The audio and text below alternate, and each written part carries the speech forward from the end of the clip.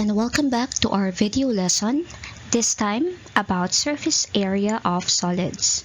At the end of this video lesson, the learners will be able to find the surface area of polyhedrons and non-polyhedrons. First, let us identify the formula for the area of the following figures. So first, we have a square, and this is computed by squaring its side. Second, for the area of a rectangle, length times the width. For the triangle, which is just half of a parallelogram, this is just 1/2 of the base and the height. For the trapezoid, we simply get the average of the two bases before we multiply it to the height. And for the circle, we have pi r squared. Better kung sa ulo na po natin ang mga formulas na to dahil makakatulong to for our lesson for today. Next, let's match each 2D shape to its lookalike 3D figure, then name it. So alam natin magkaiba ang 2D sa 3D because of their dimensions. Kapag 2D, these are flats or 2 dimensions. Kapag 3D, we have the length, width, and the height. So for the first one, it's similar to this, in which this 3D has all squares as its faces, and we know it as a cube. Second, ang kamatch niya is itong kapantay niya, in which the base is also a triangle as well as the other faces. And this is what we know as triangular pyramid. Third, for the pentagon, this is matched with this because the bases of this prism are pentagon in shape. Therefore, this is named as pentagonal prism. For the fourth one, we have a circle, and this is almost the same with this shape, which is what we know as the sphere. While for the last one, ito na lang yung natitira nating 3D figure. Dahil rectangle din ang base niya, we name it as rectangular prism. So based on the two exercises, kung familiar po tayo sa mga faces ng 3D figures na to at sa bawat area nito, madali lang nating maintindihan ang ating topic for today, which is about surface area. Surface area is the sum of all areas of all shapes that cover the surface of a geometric figure. Ito daw mga 3D or solid figures na to ay binubuo ng iba't ibang shape. At ito nga yung tinatawag nating faces or surfaces. Pag inad daw natin yung area ng bawat face or surfaces nito, yan ang tinatawag nating surface area. We will determine each one by one. Before that, let's clarify first the other characteristics of prisms and pyramids. We have 3 solids here that are named according to their bases. First, a solid figure where the two bases and the other faces are squares, we classify it as a cube. For the second one, polygonal bases that are parallel and congruent to each other, we call it prism. While the third one is what we call a pyramid because it only has one base. Bukod sa base, the other faces that are not bases are called lateral faces. Dito, ang tinatawag nating lateral face is yung front and back part and left and right faces. So, ganun din sa ating prism. While sa ating pyramid naman, lahat ng mga lateral faces niya ay triangles in shape. Next, the lateral faces intersect at the lateral edges. So, if we have lateral face, ang specific naman na tawag natin kung saan nagmi-meet yung mga lateral faces na yon ay ang tinatawag na lateral edges.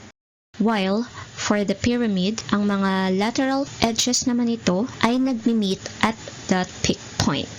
Okay? A segment perpendicular to the base is called an altitude of the pyramid. Sa pyramid naman, we have this measure of a segment na tinatawag nating altitude o yung pinaka-peak or height ng isang pyramid. Because sometimes we have another measure here which is what we call slant height. ito naman yung pinaka-height ng isang triangular face. So, magkaiba yung altitude sa ating slant height. Sa altitude, yan talaga yung pinaka-vertical height ng pyramid, while yung slant height is yung pinaka-height ng isang triangular face.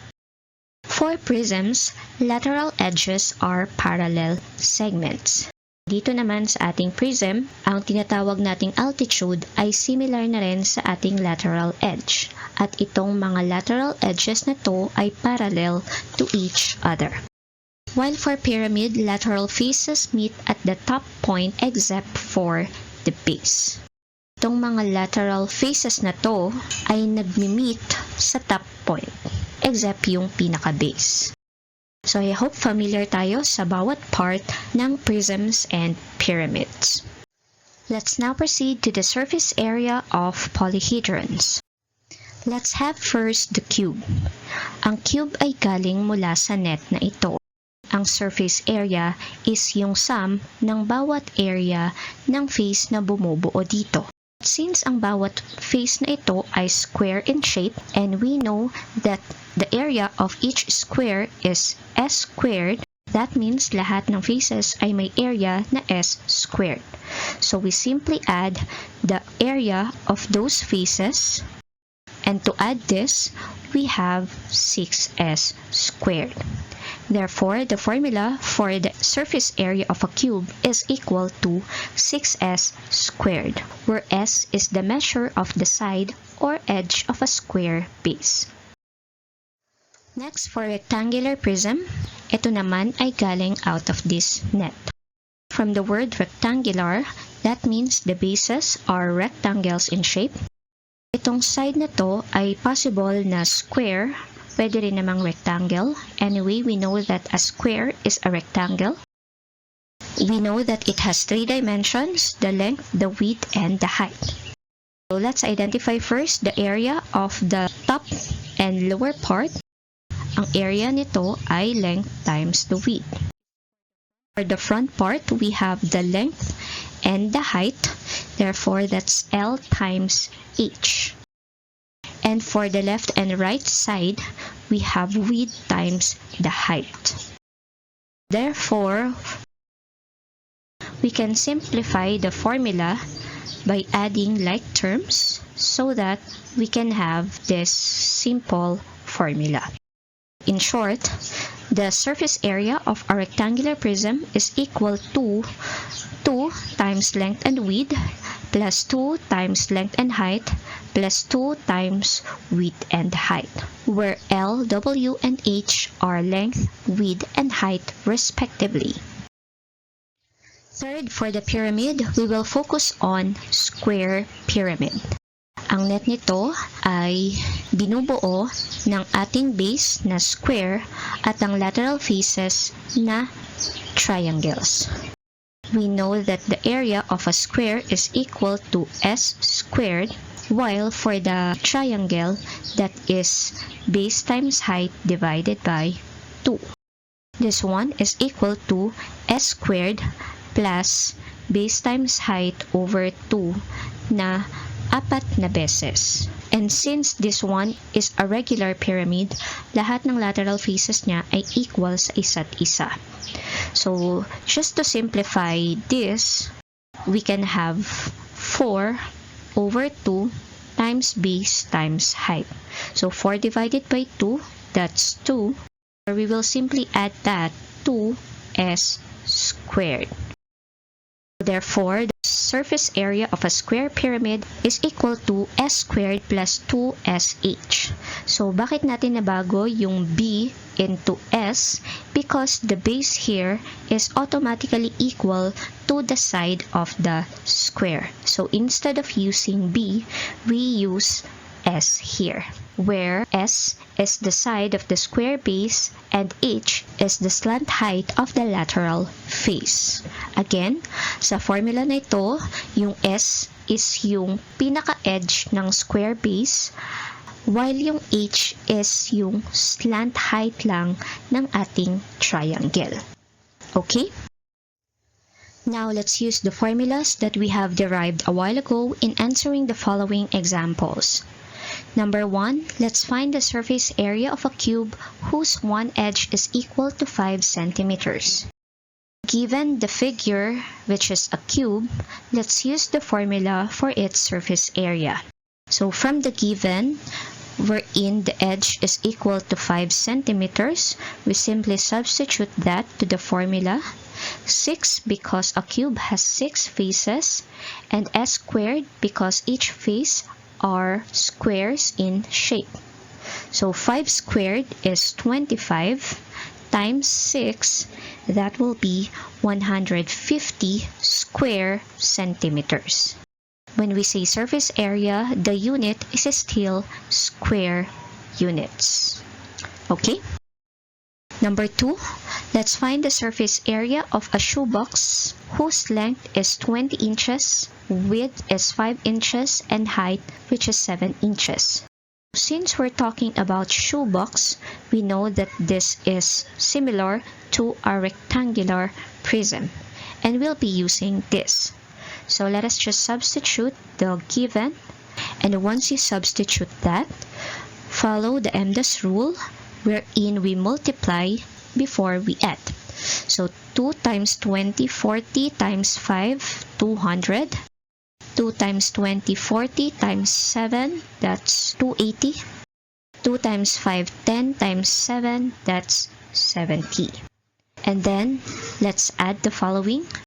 That will be equal to 550 square inches.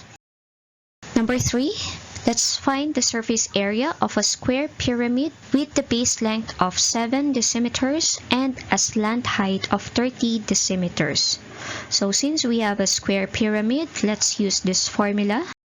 I-specify muna natin yung variable na pinaka nag-identify sa kanilang parts. S is the edge or base length, which is 7, square that, plus 2 times the edge of the base and the slant height, which is 30. 7 squared, 49. 2 times 7, 14 times 30, that's 420. And when we add 49 and 420, the surface area, 469 square decimeters. Okay? Madali lang naman mag-solve ng mga word problems for as long as na-identify natin kung anong 3D figure ang pinaka-given, formula nito, at ang pagsasubstitute sa value ng mga parts na ito. Okay? Now, let's proceed to the surface area of non-polyhedrons. Again, cylinders, cones, and spheres are considered as non-polyhedron since some or most of its surfaces are not flat or polygonal in shape. So for the cylinder, we have axis. The axis is the segment with endpoints that are vertex and the center of the base. So if the axis is also the altitude, then the cylinder is called a right cylinder. So again, ang base ng cylinder ay circle, ang mga centers nito ay A and B respectively, at ang tinutukoy nating axis is itong segment na to na pinaka nagdudugtong sa dalawang center ng dalawang base.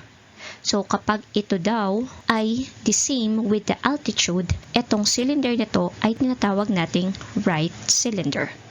Kasi possible na nakaslant yung cylinder, pero parallel pa rin yung kanilang bases. Okay? So, kapag diretsyong-diretso, same yung altitude with its axis, therefore, this cylinder is a right cylinder. For the cone, we also have the radius of the base, and ito rin yung tinatawag nating altitude or axis. Next, the measure of any segment joining the vertex of a right cone to the edge of the circular base is called the slant height. Ito naman yung tinatawag nating slant height. Kapag kinonect natin to sa pinaka-vertex ng cone, yan yung tinatawag nating slant height. Again, magkaiba po ang slant height sa altitude. While for the sphere, When a plane intersects a sphere so that it contains the center of the sphere, the intersection is called a great circle. So dito, pinakita using this gray part, yung plane, and out of that plane na in-intersect ang sphere, ang tawag dito sa pinaka-circle sa gitna is the great circle. A great circle has the same center as the sphere and its radii are also radii of the sphere. So kaya siya tinawag na great circle dahil ito na po yung pinakamalaking circle na babubuo natin, and that will contain the main radius of the sphere. Okay?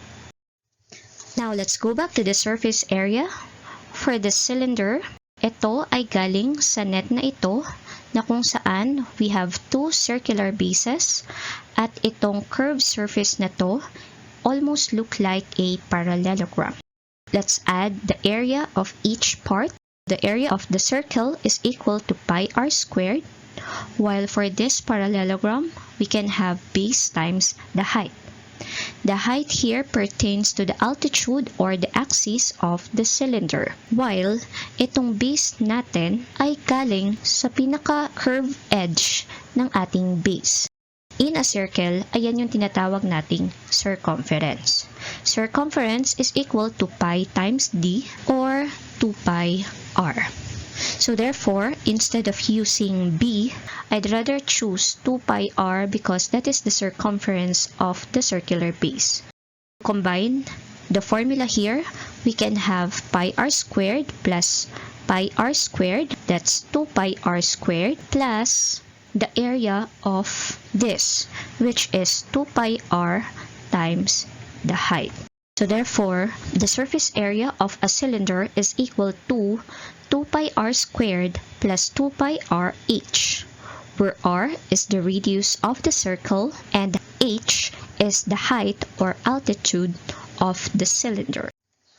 Next, for the cone naman, it came from this net in which we have one circular base and we have this curved surface. So for the area of a circle, we have pi r squared, while for this is somehow similar to the area of a circle, which is equal to pi r squared, in which we still have the same radius, pero itong part na to is what we call the slant height. So instead of using pi r squared, let us use pi r s.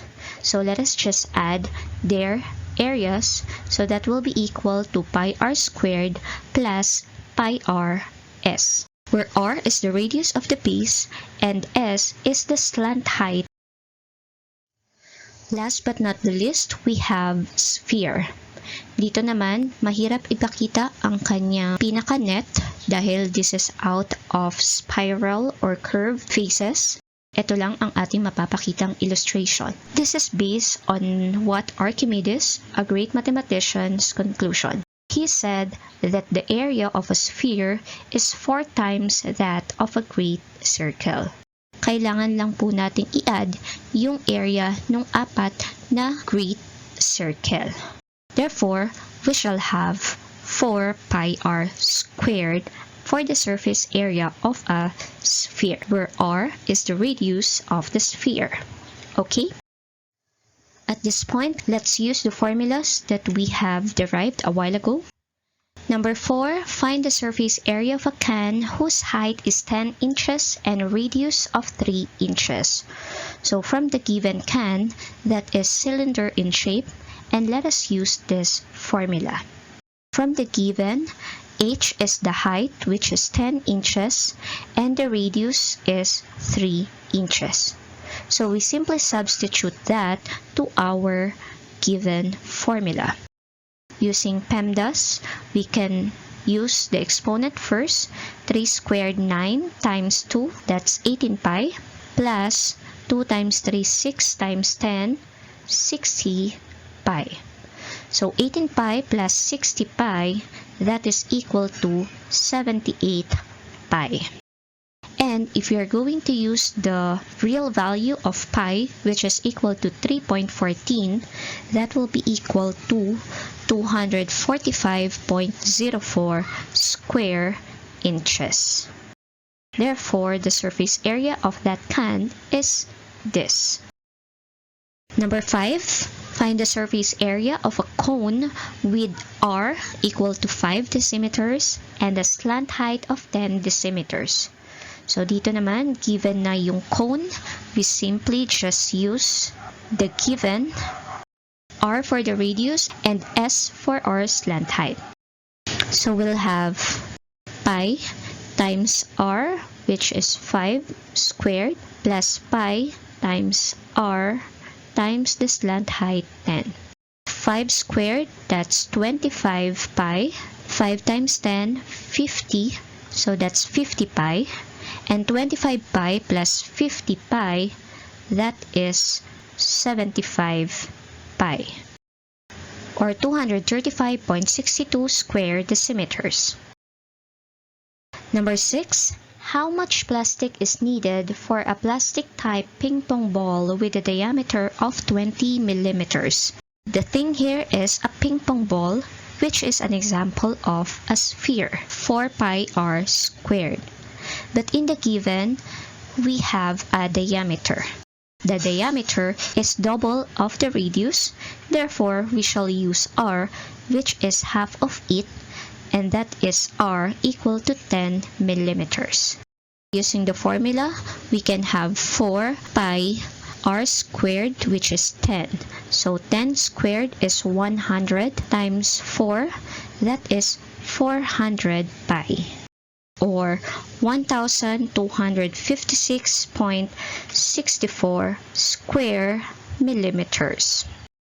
Alright, so with these examples, we have used the different formulas for the non-polyhedrons. We simply just need to identify the variables needed for each formula and solve carefully to find its surface area.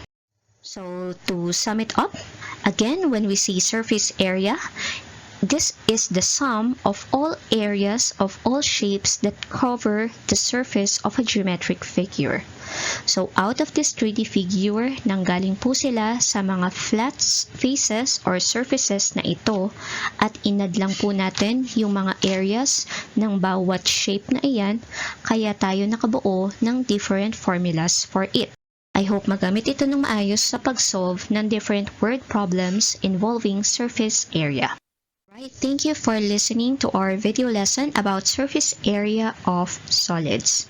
Please do like and subscribe in our channel if you have learned something new out of this video lesson, and you may also watch the video lesson about 3D or solids if you haven't watched it yet. Thank you and God bless.